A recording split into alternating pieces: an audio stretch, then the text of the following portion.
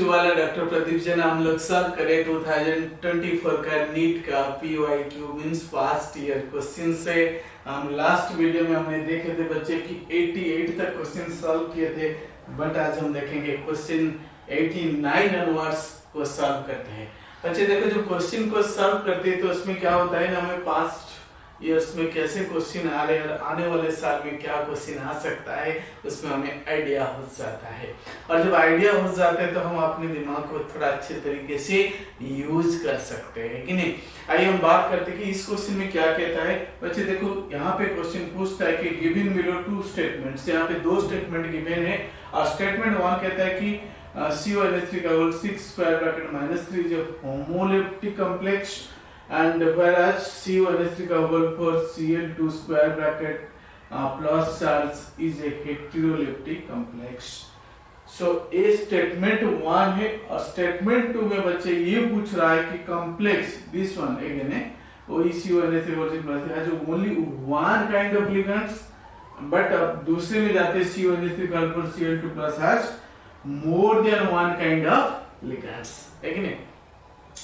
और इन दोनों स्टेटमेंट से ऑप्शन दिया है कि करेक्ट ऑप्शन क्या है। मींस ऑप्शन 1 में पूछता है बोथ स्टेटमेंट 1 और 2 are false, statement 1 is true, statement 2 is false, statement 1 is false, statement 2 is true, और both statement 1 and 2 are true. समझ पा रहे? सो इन दोनों जो है स्टेटमेंट को बेस करके 4 ऑप्शन में से कोई एक ऑप्शन चूज करना है। मैं कह दूं कि ये क्वेश्चन कोऑर्डिनेशन कॉम्प्लेक्स क्लास 12 का चैप्टर का क्वेश्चन है, जो कि वेरी इंपॉर्टेंट चैप्टर है कि नहीं 12th class. But question is very easy है कि नहीं, जो बच्चे बेसिक लेवल का है वो भी ये क्वेश्चन को कर सकते हैं। एंड बच्चे देखो, यहाँ पे कहता है कि this is a homoleptic complex. ये वाला जो है CONH3 का होल 6, होमो मतलब सेम, इक्वल, सिमिलर है, लेप्टिक मतलब है कि नहीं, लिगांड जो होता है एक ही तरह के लिगांड है तो इसलिए होमोलेप्टिक। बट यहाँ पे दो तरह NH3 के लिगांड है, Cl2 अनदर लिगांड है, दो डिफरेंट टाइप के लिगांड है, जिसकी वजह से हेटेरो मतलब डिफरेंट टाइप के लिगांड है। समझ पा रहे हो? जब सेंट्रल मेटल एटम के साथ डिफरेंट टाइप ऑफ लिगांड्स आता है, उस टाइप ऑफ कॉम्प्लेक्स को हम हेटेरोलेप्टिक कॉम्प्लेक्स कहते हैं। बट सेंट्रल मेटल कोबाल्ट के साथ यहाँ पे एक ही तरह के लिगांड्स है तो इसको होमोलेप्टिक कॉम्प्लेक्स कहते हैं। ये स्टेटमेंट 1 इज ट्रू। अब हम बात करते हैं कि statement 2 complex this has only one kind of ligand. वही चीज फिर से यहाँ पे थोड़ा घुमा दिया है, खोल के लिख रहा है यहाँ पे, है कि नहीं। तो इसलिए यहाँ पर डिफरेंट टाइप ऑफ लिगांड्स है, तो बात तो एक ही है।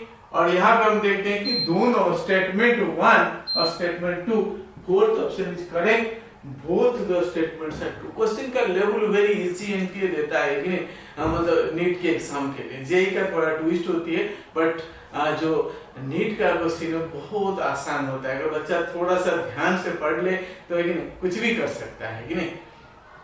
इसलिए बच्चे, अगर आपको ऑनलाइन या ऑफलाइन कोर्स ज्वाइन करना है केमिस्ट्री वाला के साथ, आप जरूर, है कि नहीं, मेरे वेबसाइट जो chemistrywala.in में चाहिए और हिट कीजिए और अपनी क्वेरीज को भेजिए और जो बैचेस है वहां पर आप ज्वाइन करें। क्वेश्चन को सॉल्व करते हैं। नेक्स्ट क्वेश्चन है क्वेश्चन नंबर 90 है। और ये जो बच्चे को देखो क्वेश्चन क्या पूछ रहे हैं कि identify the major product C formed in the following reaction sequence। और यहाँ पे दिया है आइडोप्रोपेन CH3 CH2 CH2I, इसको NaCN के साथ ट्रीट किया। और जो यहाँ पे मेजर प्रोडक्ट A दिया है, A को फिर OH- में बेस के साथ ट्रीट किया, पार्शियल हाइड्रोलाइसिस किया है, B दिया है, फिर NaOH के साथ ट्रीट किया, तो C मेजर प्रोडक्ट दिया है। और इस जो रिएक्शन है बच्चे देखो, ये मोस्टली अमाइंस चैप्टर का क्वेश्चन है, डायरेक्ट उठाया और दे दिया है। अमाइंस चैप्टर एनसीईआरटी के बैक क्वेश्चन को जब आप जाएंगे तो उसी तरह का सीक्वेंशनल क्वेश्चन 5-6 क्वेश्चन है और उनमें से इस तरह के क्वेश्चन को घुमा फिरा के डाल दिया है। अगर आप एनसीईआरटी अच्छे से करते हो, आपको है कि नहीं, नीट के एग्जाम क्रैक करने में कोई परेशानी नहीं होगी। आइए हम देखते हैं ऑप्शन दिया ब्यूटाइलामाइड, ब्यूटानामाइड, अल्फा ब्रोमो ब्यूटानिक एसिड, प्रोपाइलामाइड। बच्चे इस क्वेश्चन को सॉल्व करने के लिए ये है अमाइंस चैप्टर है क्लास 12, लेकिन 12th का अमाइंस चैप्टर, लास्ट चैप्टर जो ऑर्गेनिक का है, और थोड़ा बहुत कार्बोक्सिलिक एसिड का एप्लीकेशन यहाँ पे होगी, यहाँ पे इस टाइप में, बट और मोस्टली कह सकते हैं प्रीवियस जो चैप्टर है कि अल्वाल्केन के लो, अल्डिहाइड के लो, जो है कार्बोक्सिलिक एसिड आयन, तीनों का एप्लीकेशन है एक ही रिएक्शन में। तो इसलिए हम देखते हैं कि आयोडोप्रोपेन आयोडीन यहाँ पे है और NaCN यहाँ पे, तो यहाँ पे NaCN जो ब्रेक होगा देगा सियानाइड आयन है, ये न्यूक्लियोफिलिक सब्स्टिट्यूशन होगी बच्चे। जब न्यूक्लियोफिलिक सब्स्टिट्यूशन रिएक्शन होती है तो आयोडीन के जगह क्या आएगा ना CN आ जाएगा, तो प्रोडक्ट क्या होगा, ऐसे ध्यान से देखो कि CH3, एक की हम बात करें ये क्या बनेगा या ये क्या फॉर्मेशन होगा, और यहाँ पे आयोडीन के जगह न्यूक्लियोफाइल सियानाइड आ गया, ये क्या हो गया ना हमारा A प्रोडक्ट बन गया। अब बच्चे देखो दूसरी जो B के लिए रिएजेंट क्या दिया है वो भी मायने रखता है, रिएजेंट OH- है और पार्शियल हाइड्रोलिसिस हो रहे, क्या हो रहे, पार्शियल हाइड्रोलिसिस हो रहे। जो पार्शियल हाइड्रोलिसिस हो रहे आपको वहां ध्यान देने की जरूरत है कि नहीं, जो पार्शियल हाइड्रोलिसिस में कि और कंप्लीट हाइड्रोलिसिस एक होता है, क्या होता है, कंप्लीट हाइड्रोलिसिस। जो कंप्लीट हाइड्रोलिसिस में Cl हाइड्रोलाइज होकर एसिड दे देता है, बट पार्शियल हाइड्रोलाइज में ये अमाइड देता है, क्या देता है ना, अमाइड देता है ना, क्या देगा ना, यहाँ पे ये वाला ग्रुप हाइड्रोलाइज होके हमें ये प्रोडक्ट देगा, B जो बनेगा यहाँ पे ना, ये है CH3 CH2 ये बन जाएगा CO2, ये पूरा CN क्या बना ना, CONH2, कंप्लीट होता तो यह COOH होता, इसलिए ध्यान देना है कि जो पार्शियल हाइड्रोलिसिस लिख रहा है इस क्वेश्चन में उसका भी कुछ मतलब है। अब हम जानते हैं कि ये है NaOH Br2 लिख दे या NaOBr लिख दे इस टाइप से, तो ये हफमैन ब्रोमामाइड डिग्रेडेशन रिएक्शन है, क्या है ना, हफमैन ब्रोमामाइड डिग्रेडेशन रिएक्शन है। तो थोड़ा मजाक से याद करो तो याद रह जाएगा कि नहीं, हफमैन ब्रोमामाइड डिग्रेडेशन, HBr करके भी आप याद कर सकते हो। तो इसमें बच्चे देखो कि यहाँ पर डिग्रेडेशन होता है बच्चे, देखो जो ये कार्बोनाइल ग्रुप है कि नहीं, तो ये हफमैन ब्रोमामाइड में ये हट जाता है, सीधा NH2 आ जाता है, दैट मींस ये ग्रुप हट जाएगा, ये देगा प्रोडक्ट क्या देगा ना, CH3 CH2 3 कार्बन है NH2, ठीक है। तो प्रोपान अमाइन 3 कार्बन है तो प्रोपान अमाइन, तो यहाँ पे कोई प्रोपान अमाइन है तो 3 कार्बन वाला, मतलब ये है फोर्थ ऑप्शन, क्योंकि ब्यूटाइल अमाइन है, ब्यूटर 4 है, ये भी एसिड ये नहीं होगी, तो प्रोपाइल अमाइन बा प्रोपान अमाइन कॉमन दे दिया है, तो this is the right option है। तो इसलिए बच्चे मैं बार बार कहता हूँ आप इस चैनल को जाइए, केमिस्ट्री वाला टीम में लॉगिन कीजिए, और कोई भी बैच आप ज्वाइन करना चाहते हो, क्लास कोर्स ज्वाइन करना चाहते हो, जेईई और नीट के लिए 1 ईयर 2 ईयर कोर्स ज्वाइन करना चाहते हो, या CBSE ICSE के लिए कोई कोर्स ज्वाइन करना चाहते हो, तो जरूर आप you are most welcome. Hello बच्चों, नेक्स्ट क्वेश्चन को सॉल्व करते हैं। नेक्स्ट क्वेश्चन है 691 है बच्चे। हेलो बच्चों, नेक्स्ट क्वेश्चन को सॉल्व करते हैं, क्वेश्चन नंबर 91 है, और ये जो क्वेश्चन है बच्चे देखो, क्वेश्चन पूछ रहे the pair of lanthanide ions which are diamagnetic each, इनमें से कौन सा लैंथेनाइड आयन है जो डाईमैग्नेटिक है। बच्चे देखो डाईमैग्नेटिक और पैरामैग्नेटिक बहुत ही आसान चीज है, बट वो चैप्टर तो हटा दिया है, सॉलिड चैप्टर है जो क्लास 12 का था, पारा, डाई, फेरो, एंटी फेरो, फेरी, लेकिन ये सारे 5 टाइप्स ऑफ मैग्नेटिक प्रॉपर्टीज होते हैं, बट अभी वो सारे हटा दिया, बट इसमें से सिर्फ डी ब्लॉक में उतनी ही दिया है कि पैरामैग्नेटिक क्या है और डाईमैग्नेटिक क्या है। बच्चे देखो मैं थोड़ा सा आपको ये बताना चाहूंगा कि डाईमैग्नेटिक ये होता है जो पेयर्ड इलेक्ट्रॉन्स ऐसे, जब सारे के सारे पेयर्ड इलेक्ट्रॉन्स हो तो कोई भी स्पीशीज डाईमैग्नेटिक होता है, बट अगर कोई भी अनपेयर्ड इलेक्ट्रॉन आ जाता है लेकिन वो पैरामैग्नेटिक हो जाते, कोई ना कोई, ठीक है, पैरामैग्नेटिक क्या होती है ना जब अनपेयर्ड इलेक्ट्रॉन्स आपके सामने हो, सिंगल इलेक्ट्रॉन। तो ये दोनों में फर्क है, डाई और पारा में ये फर्क है। अगर आपकी कॉन्फ़िगरेशन में कहीं ना कहीं एक भी अनपेयर्ड इलेक्ट्रॉन आ जाता है वो पारा कहलाता है, और जो कंप्लीटली फील्ड ऑर्बिटल होती है डी का वो डायमैग्नेटिक होती है, नहीं? लेकिन उसके अलावा यहाँ पर भी एक मेजर इश्यू है, क्योंकि डी ब्लॉक एलिमेंट से डिफेक्टिव ब्लॉक है, नहीं? डी ब्लॉक है क्लास 12 का, लेकिन वो वाले चैप्टर का क्वेश्चन से डी ब्लॉक का है, नहीं?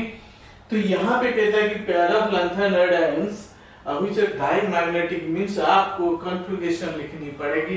बच्चे देखो लैंथेनाइड्स का कॉन्फ़िगरेशन कहां से शुरू होती है ना, मैं आपको बताता हूं कि जेनन का कितना होता है 54, फिर 4f 5d 6 इस टाइप से।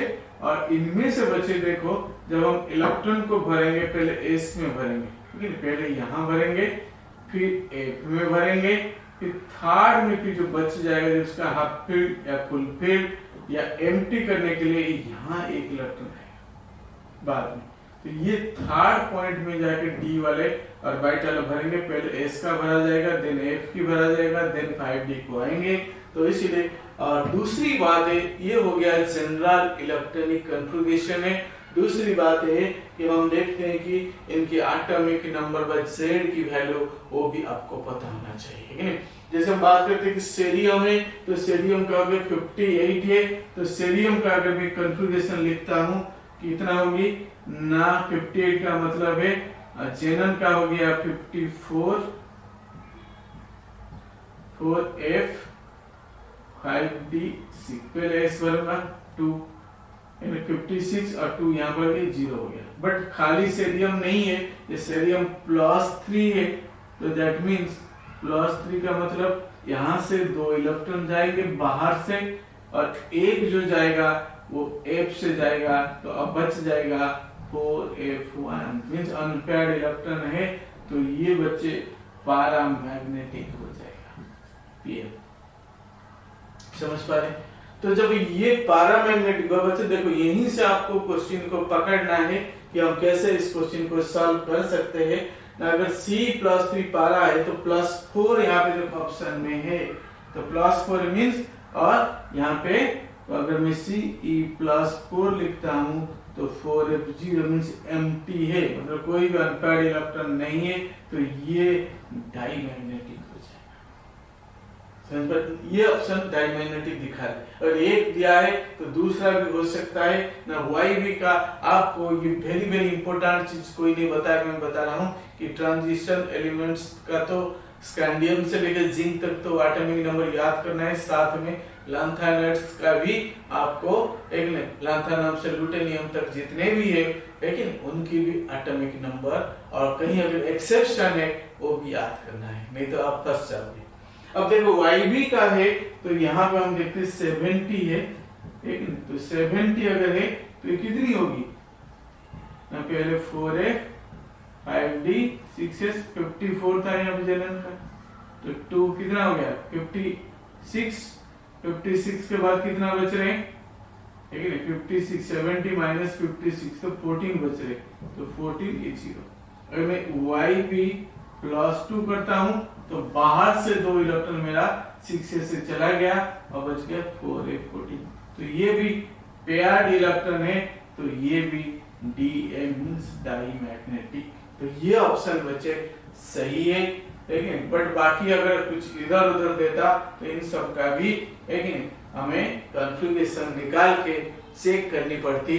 लेकिन अब जल्दी से मैं एक तरीका बताऊंगा, तो आपको ध्यान देना कि नहीं आगे पीछे से कुछ दिखे, जल्दी से हमारा क्वेश्चन होना चाहिए।